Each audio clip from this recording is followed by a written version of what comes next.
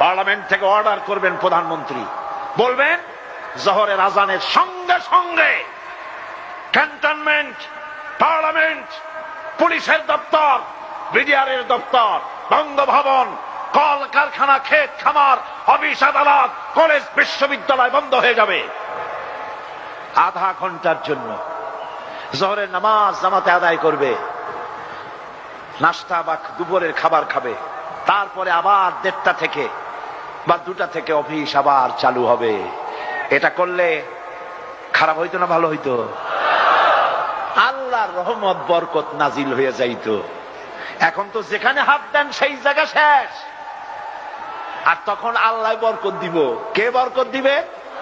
ওয়াদা কার? ওই শুনুন, আমার আল্লাহর ভাষায় শুনুন। আল্লাহ রাব্বুল আলামিন বলেন, ওয়ালাউ আন্না আহলাল কুরআ আমানু ওয়াত্তাকাউ লাফাতাহনা আলাইহিম বারাকাতিম মিনাস সামাই ওয়াল আরদ। আল্লাহ পাক বলেন, দেশের লোকেরা যদি আমার উপর ঈমান আনে আর আমাকে যদি ভয় করার নীতি অবলম্বন করে চলে, তাহলে আকাশ আর জমিনের বরকতের সব দরজা খুলে দেব। এ ওয়াদা কার?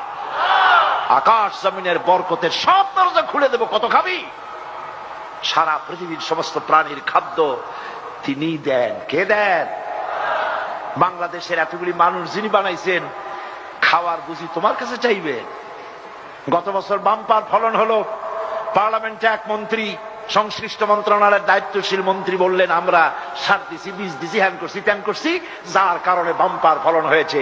আমি আমার বক্তৃতায় দাঁড়িয়ে বললাম, মোটেই নয়।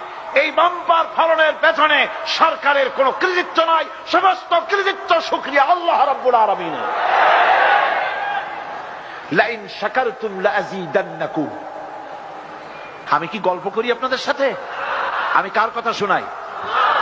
আল্লাহ পাক বলেন, লাইন শাকারতুম লাযীদান্নাকুম।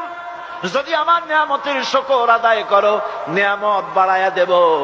ওয়ালা ইন কাফারতুম ইন্না আযাবী লাশাদীদ। আর তুমি কৃতজ্ঞ হও, শুকরিয়া আদায় না করো, মস্ত বড় শাস্তি দেব। গত বছর বাম্পার ফসলে, বাম্পার ফলনে শুকরিয়া আদায় করো নাই, এবার 30 লক্ষ টন খাদ্যশস্য ঘাটতি হয়ে গেছে। ঠিক কিনা? আল্লাহ শুকরিয়া আদায় করো, মাথা নিচু করো, সেজদা দাও আল্লাহরে। আল্লাযীনা ইম্মাক্কান্নাহুম ফিল আরদ। আমি যদি মুমিনদের ক্ষমতা দেই, প্রথম কাজ হলো নামাজ। ইউনিভার্সিটির ভাইস চ্যান্সেলরের ইমামতিতে ছাত্র ছাত্রীরা যদি বা জামাত নামাজ আদায় করে, ওই বিশ্ববিদ্যালয়ে চোর ডাকাত গুন্ডা বদমাশ পয়দা হইতে পারবে? পারবে?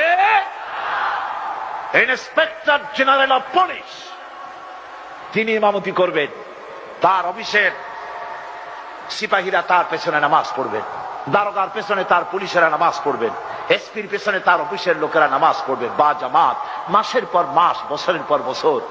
বুকে হাত দিয়া কর, এমন পুলিশের পিটাইয়াও ঘুষ খাওয়ানো যাবে? যাবে না।